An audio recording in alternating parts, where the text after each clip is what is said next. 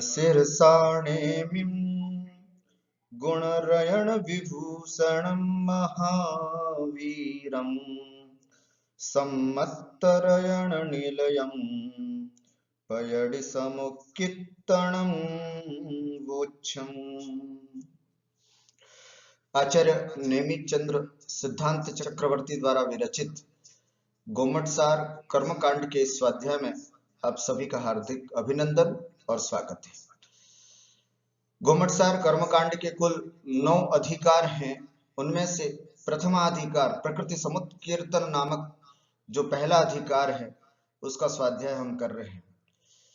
पूर्व की कक्षाओं में हमने 27 गाथाएं पढ़ ली। आज 28वीं गाथा पढ़ने जा रहे हैं। वैसे पिछले 1-2 क्लासों से हमारा नाम कर्म की प्रकृतियां, नाम कर्म के कितने भेद हैं इत्यादि विषय हमारा चल रहा है। तो आइए आज की गाथा प्रारंभ करते हैं। उससे पूर्व भूमिका के स्वरूप कुछ प्रमुख बातें हैं जो आपने पहले पढ़ी हैं, उसका रिवीजन करते हुए फिर आज की गाथा की ओर हम उन्मुख करते हैं। सबसे पहले कर्मों के 1, 2, 8, 148 आदि भेद अपन ने देखे थे। एक भेद सामान्य की अपेक्षा से, द्रव्य कर्म और भाव कर्म की अपेक्षा से 2 भेद, ज्ञानावरणादि की अपेक्षा से 8 भेद और उनकी उत्तर प्रकृतियों की अपेक्षा से 148 भेद होते हैं। मैं क्रमशः नाम ले रहा हूं। ज्ञानावरण कर्म की 5 प्रकृतियां, दर्शनावरण कर्म की 9 प्रकृतियां, वेदनीय की 2, मोहनीय की 28, आयु कर्म की 4 प्रकृतियां, नाम कर्म की 93, 103 या 42, पिंड प्रकृति की दृष्टि से 42, विस्तार से देखें तो 93 और शरीर नाम कर्म के 5 के स्थान पर 15 भेद की अपेक्षा से देखते हैं तो 103 भेद होते हैं। गोत्र कर्म के 2, अंतराय के 5। इस तरह से अगर इनका 93 सहित अगर इनका योग करते हैं तो कुल 148 प्रकृतियां कर्मों की होती हैं। इसमें से हमने पिछली कक्षाओं में नाम कर्म का प्रसंग प्रारंभ किया था। 42 प्रकृतियां कैसे होती हैं पिंड प्रकृति की अपेक्षा से। 14 पिंड प्रकृतियां हैं, 8 प्रत्येक प्रकृतियां हैं और 10 युगल अर्थात 20 ये प्रकृतियां हैं। तो 20, 8, 28, 28 और 14 42 प्रकृतियां होती हैं ये पिंड प्रकृति की अपेक्षा से। गोमटसार कर्मकांड में इन पिंड प्रकृतियों को 42 रूपों में जो क्रम दिया है वो ये है: गति, जाति, शरीर, बंधन, संघात, अंगोपांग, संस्थान, सहनन आदि।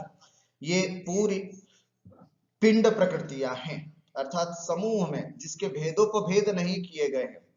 ऐसे कुल ये 42 प्रकृतियां मुख्य रूप से नाम कर्म की कही गई है।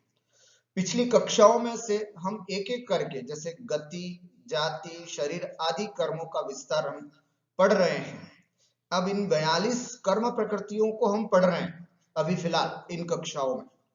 इनमें से कुछ कर्म प्रकृतियों को तो विस्तार करने के लिए आचार्य नेमिचंद स्वामी ने अपने कर्मकांड में कुछ गाथाओं के माध्यम से उसको स्पष्ट किया है और कुछ को स्पष्ट नहीं किया है। मैं थोड़ा सा दृष्टिपात करना चाहूंगा उन विषयों को जिनमें नाम कर्म की जिन प्रकृतियों को हमने पढ़ लिया है। जैसे नाम कर्म के भेद अभी तक पढ़े गए भेद कौन कौन से हैं? जैसे गति नाम कर्म है। गति नाम कर्म किसे कहते हैं तो आपको पता है, जिस कर्म के उदय से जीव नरक, तिर्यंच, मनुष्य और देवरूप अवस्था को प्राप्त होता है उसे गति नाम कर्म कहते हैं। इसके 4 भेद होते हैं जैसे नरक गति, तिर्यंच गति, मनुष्य गति और देव गति नाम कर्म। ठीक हुआ, ये गति नाम कर्म है। अब इस गति नाम कर्म को समझाने के लिए आचार्य नेमिचंद स्वामी ने अपनी गाथा नहीं दी है। सामान्य सी बात है, आप सब जानते हैं इस दृष्टि से। फिर आता है दूसरे नंबर का जाति नाम कर्म। जाति नाम कर्म किसे कहते हैं तो कहते हैं जिसके उदय से इस जीव का 1 इंद्रिय, 2 इंद्रिय, 3 इंद्रिय, 4 इंद्रिय, पंचेंद्रिय में जन्म होता है उसे जाति नाम कर्म कहते हैं। ठीक है, ये एक इंद्रिय बना, ये दो इंद्रिय बना, ये तीन इंद्रिय बना, इस तरह से। फॉर एग्जाम्पल आपसे पूछा जाए कि तीन इंद्रिय जीव किसे कहते हैं, तो हम परिभाषा क्या करेंगे, तीन इंद्रिय जाति नाम कर्म के उदय से प्राप्त होने वाली अवस्था विशेष को तीन इंद्रिय जीव कहते हैं। चार इंद्रिय जीव किसे कहते हैं, चार इंद्रिय जाति विशेष, ये सब जाति, एक इंद्रिय जाति, दो इंद्रिय जाति, तीन इंद्रिय जाति नाम कर्म, इस तरह से इसके भेद है कुल। तो चार इंद्रिय जाति नाम कर्म के उदय से जो अवस्था प्राप्त होती है उसे चार इंद्रिय जाति नाम कर्म कहते हैं। तो ऐसे जाति नाम कर्म के कुल पांच भेद होते हैं। जैसे इंद्रियों के पांच भेद होते हैं, उसी तरह से इसके भी पांच भेद होते हैं। कौन कौन से, एक इंद्रिय जाति नाम कर्म, दो इंद्रिय जाति नाम कर्म, तीन इंद्रिय जाति नाम कर्म, चार इंद्रिय जाति नाम कर्म, पांच इंद्रिय जाति नाम कर्म। अब जैसे हम अपने पे ही घटा देते हैं, अभी कौन से गति नाम कर्म का उदय चल रहा है, मनुष्य गति नाम कर्म का उदय। अभी कौन सी जाति नाम कर्म का उदय चल रहा है, पंचेंद्रिय जाति नाम कर्म का उदय चल रहा है। ठीक हुआ। इस तरह से इन दो गतियों के बारे में तो कोई विशेष यहाँ गोमटसार कर्मकांड जी में विषय विस्तार रूप से नहीं बताया। तीसरा है शरीर नाम कर्म, है ना। शरीर नाम कर्म किसे कहते हैं, जिसके उदय से यह जीव औदारिक, वैक्रिक, आहारक, तेजस, कर्मण आदि इन पांचों शरीरों की रचना होती है, शरीर की रचना होती है ना। शरीर के परमाणु जिससे प्राप्त होते हैं जिस नाम कर्म के उदय से। जैसे औदारिक शरीर नाम कर्म का उदय है तो औदारिक शरीर संबंधी परमाणु प्राप्त होते हैं। वैक्रिक शरीर नाम कर्म का उदय होता है तो वैक्रिक शरीर संबंधी जो कर्म परमाणु है वो इस जीव को प्राप्त होते हैं। तो इस तरह से शरीर नाम कर्म कहते हैं जिसके उदय से यह इस जीव के शरीर की संरचना होती है, उसे शरीर नाम कर्म कहते हैं। इसके वैसे तो पांच भेद होते हैं, औदारिक, वैक्रिक, आहारक, तेजस और कर्मण। लेकिन पिछली कक्षाओं में हमने एक गाथा के माध्यम से, है ना, पिछली गाथा ही थी, पिछली गाथा के माध्यम से शरीर नाम कर्म के पांच के स्थान पर 15 भेद होते हैं, ये भी हमने विस्तार से देखा। आज की गाथा को हम देखेंगे। आज की गाथा जो है वो अंगोपांग की चर्चा करता है, लेकिन इससे पूर्व शरीर नाम कर्म और अंगोपांग नाम कर्म के बीच में और भी नाम कर्म है। जैसे तीन तो ये हो गए, चौथा है बंधन नाम कर्म। तो बंधन नाम कर्म किसे कहते हैं, परिभाषा देखिए, जिस कर्म के उदय से औदारिक शरीर के परमाणु परस्पर बंधन रूप अवस्था को प्राप्त हो, उसे बंधन नाम कर्म कहते हैं। ध्यान से समझिएगा, बंधन नाम कर्म। गोमटसार जी कर्मकांड में इसकी कोई चर्चा नहीं है, लेकिन जब हम क्रम से पढ़ रहे हैं, अब सीधा मैं अगर आपको शरीर नाम कर्म से अंगोपांग तक ले जाऊं तो बीच में जो है उन प्रकृतियों को समझना फिर रह जाएगा। इस दृष्टि से मैंने यहाँ पर इसको समझाना आवश्यक समझा। जिस कर्म के उदय से औदारिक शरीर के परमाणु, औदारिक आदि शरीर के परमाणु परस्पर बंधन रूप अवस्था को प्राप्त होते हैं। ध्यान रखना, औदारिक शरीर नाम कर्म और औदारिक शरीर बंधन नाम कर्म में क्या अंतर है। औदारिक शरीर नाम कर्म में तो परमाणु प्राप्त हुए, औदारिक शरीर के अनुकूल जो परमाणु थे वो परमाणु प्राप्त हुए। अब उन परमाणुओं को परस्पर बंधने का काम जो करता है वो बंधन नाम कर्म करता है। समझ रहे बात को। जैसे घर बनाने के लिए ईंटें प्राप्त हो जाना, ये तो हो गया शरीर नाम कर्म के उदय से जैसा कार्य हो गया कि सब परमाणु प्राप्त हो गए। अब उन ईंटों को बीच में सीमेंट लगा लगा करके दीवार खड़ी करना, अर्थात सब ईंटों को परस्पर जोड़ने का काम करता है, वो बंधन करता है। ठीक उसी तरह से जितने भी शरीर के परमाणु प्राप्त हुए उन परस्पर बंधन रूप अवस्था को प्राप्त हो जाए, वो जिस कर्म के उदय से होते हैं उसे बंधन नाम कर्म कहते हैं। ठीक हो गया। कर्म परमाणुओं का परस्पर बंध रूप हो जाना, परस्पर मिलना, जैसे एक ईंट दूसरे ईंट से मिलने के लिए बीच में सीमेंट, गारा इत्यादि लगा करके फिर उसके बाद ऐसे ही बंधन नाम कर्म शरीर नाम कर्म से प्राप्त परमाणुओं को परस्पर बांधने का काम करता है, उसे बंधन नाम कर्म कहते हैं। पुनः एक बार मैं पढ़ता हूं परिभाषा को। जिस कर्म के उदय से औदारिक आदि शरीर के परमाणु परस्पर बंधन रूप अवस्था को प्राप्त हो, उसे बंधन नाम कर्म कहते हैं। इसके भी औदारिक शरीर बंधन आदि 5 भेद होते हैं। कौन कौन से? औदारिक शरीर बंधन, वैक्रयिक शरीर बंधन, आहारक शरीर बंधन, तेजस शरीर बंधन और कार्मण शरीर बंधन। एक तो था 5 शरीर, औदारिक शरीर, वैक्रयिक शरीर, आहारक, तेजस शरीर, कर्मण शरीर। बंधन नाम कर्म भी वही 5 शरीर जैसा ही है, बस इसमें शरीर के साथ बंधन शब्द और लग जाएगा। तो औदारिक शरीर बंधन किसे कहेंगे? तो औदारिक शरीर के परमाणु परस्पर बंध रूप अवस्था को प्राप्त हो, जिस कर्म के उदय से औदारिक, देखना ध्यान से, औदारिक शरीर बंधन किसे कहेंगे? जिस कर्म के उदय से औदारिक शरीर के परमाणु परस्पर बंधन रूप अवस्था को प्राप्त होते हैं, उसे औदारिक शरीर बंधन कहते हैं। वैक्रयिक शरीर बंधन किसे कहते हैं? देखो परिभाषा ऐसे ही चलते रहना, याद हो जाएगी, 5 बार बोलेंगे तो ऐसे। जिस कर्म के उदय से, अब औदारिक की जगह वैक्रयिक बोलिएगा, जिस कर्म के उदय से वैक्रयिक शरीर के परमाणु परस्पर बंध रूप अवस्था को प्राप्त हो, उसे वैक्रयिक शरीर बंधन कहते हैं। आहारक शरीर बंधन किसे कहते हैं? जिस कर्म के उदय से आहारक शरीर के परमाणु परस्पर बंधन रूप अवस्था को प्राप्त हो, उसे आहारक शरीर बंधन कहते हैं। कितनी सरल परिभाषा। तेजस शरीर बंधन किसे कहते हैं? जिस कर्म के उदय से तेजस शरीर के परमाणु परस्पर बंधन रूप अवस्था को प्राप्त होते हैं, उसे तेजस शरीर बंधन कहते हैं। और कार्मण शरीर बंधन की परिभाषा है, जिस कर्म के उदय से कार्मण शरीर के परमाणु परस्पर बंधन रूप अवस्था को प्राप्त हो, उसे कार्मण शरीर बंधन कहते हैं। इस तरह से ये बंधन नाम कर्म का विस्तार, चौथे नंबर की जो नाम कर्म की प्रकृति है ना, उसको हमने यहां से विस्तार से देखा।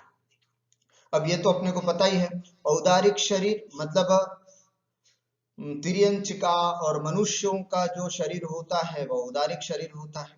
वैक्रयिक शरीर में देवों का और नारकियों का जो शरीर होता है वो वैक्रयिक शरीर होता है। आहारक शरीर छठे गुण स्थानवर्ती मुनिराज जब ध्यान अवस्था में होते हैं और अचानक कोई शंका आदि उत्पन्न होती है, तो शंका का समाधान करने के लिए जो शरीर के दाएं शरीर से जो एक पुतला निकलता है, उसे हम आहारक शरीर कहते हैं। और तेजस और कार्मण शरीर ये किसी न किसी के साथ ही होते हैं हमेशा, तो इन दोनों का साथ हमेशा रहता है, अनादि संबंधी, अनादिकाल से इनका दोनों का संबंध है। तो इस तरह से तेजस शरीर का कार्य जो शरीर में कांति और तेज उत्पन्न करे, और कार्मण शरीर ज्ञानावरण आदि कर्मों का जो पुंज है वो कार्मण शरीर है। तो इस तरह से ये शरीर बंधन, इसको हमने विस्तार से देखा। अब आगे जो है 5वें नंबर पर अगर हम देखते हैं तो संघात नाम कर्म की चर्चा आती है। संघात नाम कर्म 5वें नंबर पे, ठीक है।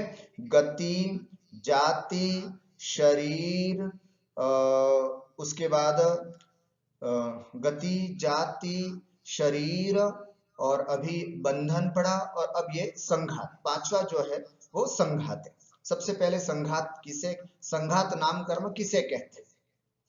जिस कर्म के उदय से औदारिक आदि शरीरों के परमाणु परस्पर छिद्र रहित होकर मिले, उसे संघात नाम कर्म कहते हैं।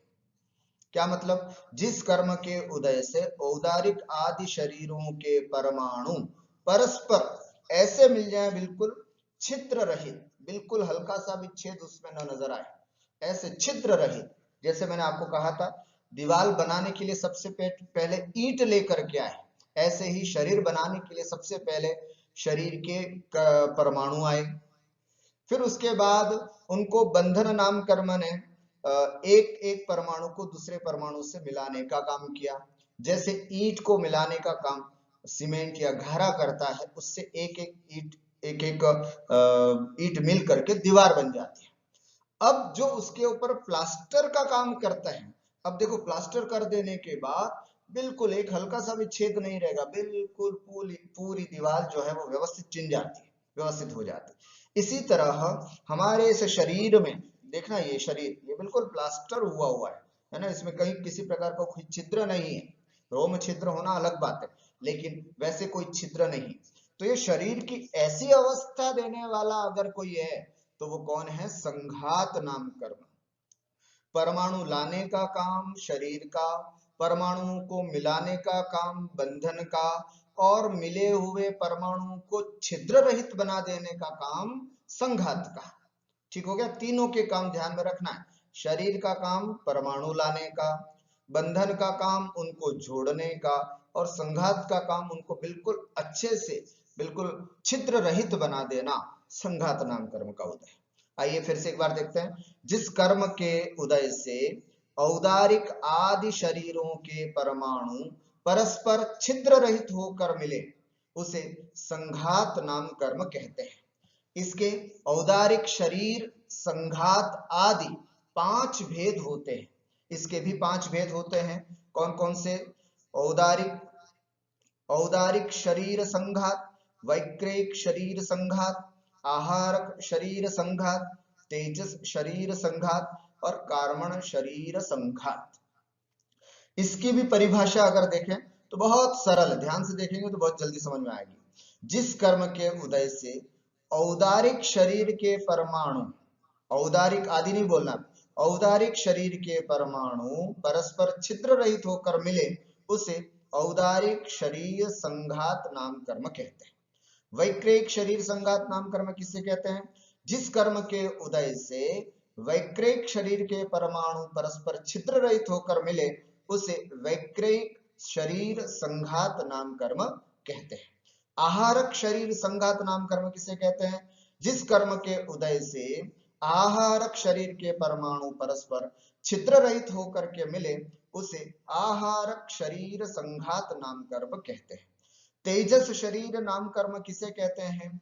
तो जिस कर्म के उदय से तेजस शरीर के परमाणु परस्पर छिद्र रहित होकर मिले, उसे तेजस शरीर संघात नाम कर्म कहते हैं। और अंतिम में है कार्मण शरीर संघात। जिस कर्म के उदय से कार्मण शरीर के, है ना, जिस कर्म के उदय से कार्मण शरीर के परमाणु परस्पर छिद्र रहित होकर के मिले, उसे कार्मण शरीर संघात नाम कर्म कहते हैं। ठीक हो गया? इस तरह से पांचों परिभाषाएं संघात, पांचों भेदों की परिभाषाएं जो है संघात नाम कर्म की, वो भी बड़ी आसानी से हम समझ सकते हैं। इसमें कोई ज्यादा दिक्कत वाली बात नहीं है। अब आती है चर्चा 5 के बाद 6 नंबर, वो है अंगोपांग नाम कर्म। अंगोपांग नाम कर्म, इसको पहले तो हम सामान्य रूप से समझ लेते हैं, फिर ग्रंथ के अनुसार जो गाथा है उसमें क्या कहा है वो समझते हैं। छठा है अंगोपांग नाम कर्म। एक बार पुनः मैं बोलता हूं, गति, जाति, शरीर, बंधन, संघात, 5 हो गए। अब छठा है अंगोपांग नाम कर्म। सबसे पहले इसकी परिभाषा। जिस कर्म के उदय से 2 हाथ, 2 पैर, नितंब, पीठ, छाती और सिर, इन 8 अंगों की, ये हमारे शरीर के 8 अंग हैं। कौन कौन से? 2 हाथ, 2 पैर, नितंब कमर के नीचे वाला भाग, पीठ, है ना, ये पीठ कहलाती है, छाती वक्षस्थल और सिर, इन 8 अंगों की, ये शरीर के मूल 8 अंग हैं, इन 8 अंगों की तथा अंगुली, कान, नाक आदि। अब जैसे ये मस्तक है तो पूरा सिर हो गया, सिर में ललाट उपांग हो गया, आंख उपांग हो गई, नाक उपांग हो गया। ये मूल अंगों में नहीं आएगा, मूल अंगों में सिर आ गया। अब इसके अंदर पाए जाने वाले कान, नाक आदि ये सब उपांग के अंतर्गत आते हैं। हाथ जो है वो मूल अंग है, लेकिन हाथ में अंगुलियां जो है वो उपांग के अंतर्गत जानना चाहिए। ठीक हो गया। तो हमारे 8 मूल अंग हैं, 2 पैर, 2 हाथ, है ना, नितंब, पीठ, छाती और सिर। इन 8 अंगों की रचना और अंगुली, कान, नाक आदि जो छोटे छोटे उपांग है उनकी रचना जिस कर्म के उदय से हो उसे अंगोपांग नाम कर्म कहते हैं। ठीक है, समझ में आया। जैसे किसी की नाक बहुत अच्छी है तो हम क्या कहेंगे, शुभ अंगोपांग नाम कर्म का उदय है। और किसी की नाक बहुत टेढ़ी है, बहुत लंबी है, तो अशुभ अंगोपांग नाम कर्म का उदय है। इस तरह से अंगोपांग नाम कर्म, है ना, अच्छा भी हो सकता है, बुरा भी हो सकता है, वो सब हम आगे इसके विस्तार से चर्चा करेंगे। तो अंग और उपांग 8 अंग होते हैं और उन अंगों में पाए जाने वाले छोटे छोटे जितने भी अंग हैं उन सबको उपांग कहते हैं। तो जिस कर्म के उदय से 8 अंगों की तथा अंगुलिका, नाक आदि उपांगों की रचना होती हो उसे अंगोपांग नाम कर्म कहते हैं। इसके 3 भेद होते हैं। जैसे कौन कौन से, देखिए ध्यान से। औदारिक शरीर अंगोपांग, वैक्रिक शरीर अंगोपांग और आहारक शरीर अंगोपांग। ध्यान से देख रहे हैं अगर आप, तो इसमें 3 ही शरीर आए, बाकी 2 तेजस और कार्मण शरीर इसमें नहीं आए।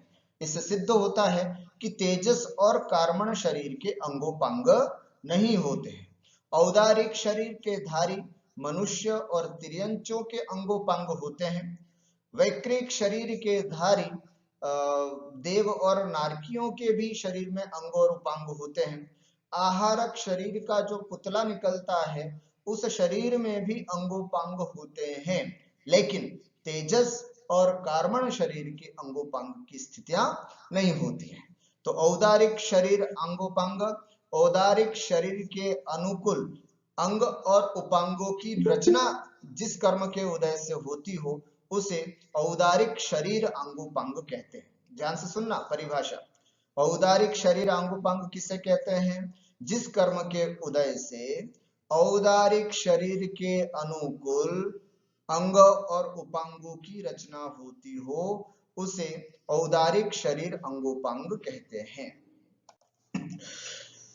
इसी तरह से वैक्रिक शरीर अंगोपांग की परिभाषा देखेंगे तो जिस कर्म के उदय से वैक्रिक शरीर के अंग और उपांगों की रचना होती हो उसे वैक्रिक शरीर अंगोपांग नाम कर्म कहते हैं। जिस कर्म के उदय से आहारक शरीर के अंगोपांग की रचना होती हो उसे आहारक शरीर अंगोपांग कहते हैं। ठीक हो गया। ये अंगोपांग की 3 प्रकार यहाँ पर बताए। आज की गाथा में शरीर के अंगोपांग की चर्चा देखते हैं। गाथा में क्या कहा है। नलया बाहु यतः नियम्ब पुट्ठि उरो यसी सोय अट्ठे वधु अंगाई देहे से सा उवंगाई। फिर से पढ़ रहा हूं। नलया बाहु यतः नियम्ब पुट्ठि उरो यसी सोय अट्ठे वधु अंगाई देहे से सा उवंगाई। जो अभी अर्थ समझा था बिल्कुल वही अर्थ है, इसमें ज्यादा कष्ट वाली बात नहीं है। देखिए क्या कह रहे हैं, गाथा संख्या 28। नलया, नलया मतलब होता है 2 पैर। बाहु, बाहु माने 2 हाथ, भुजाएं जिसको बोलते हैं। य माने च माने और तहा, तहा माने तथा।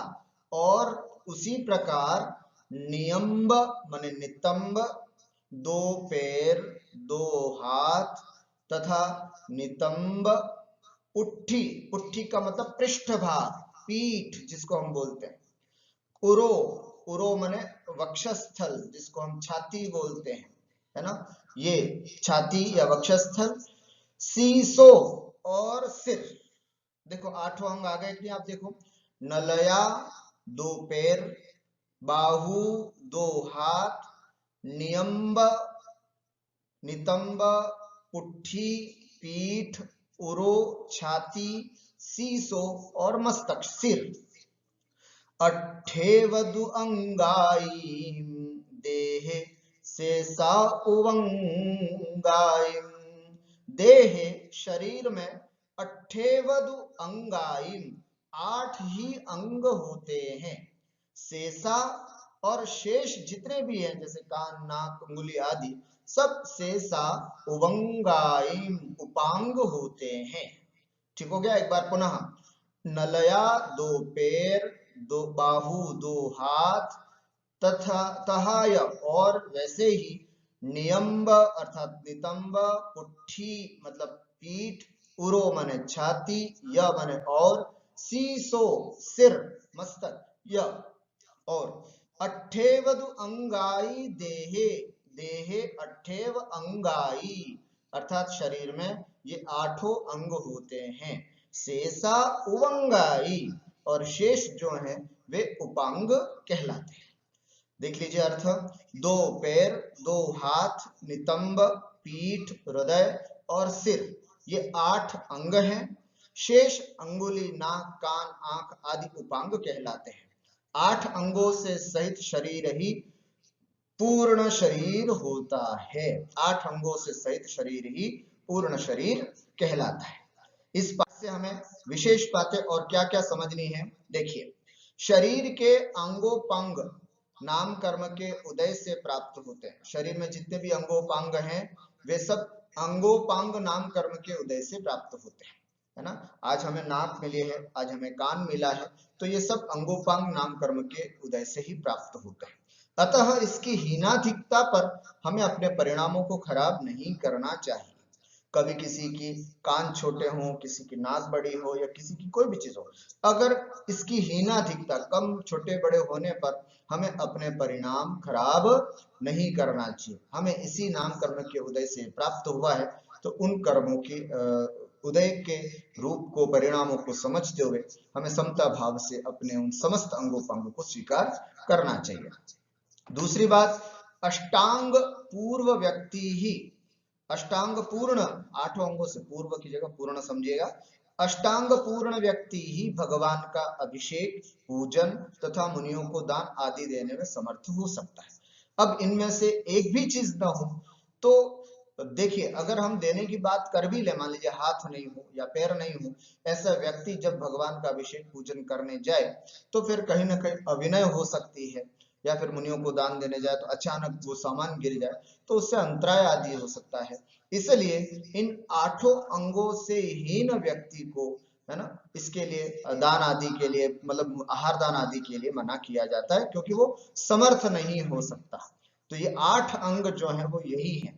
इन 8 अंगों से युक्त व्यक्ति ही अभिषेक, पूजन और मुनियों को आहार दान आदि अच्छे से दे सकता है। और तीसरा, 8 अंगों से सहित जिन बिंब ही पूजनीय है। जब भी हम बाजार से या कहीं मूर्तिकार के वहां से कोई जिन प्रतिमा लेने जा रहे हैं तो ध्यान रखना है, इन 8 अंगों से सहित जिन बिंब को ही लाना है।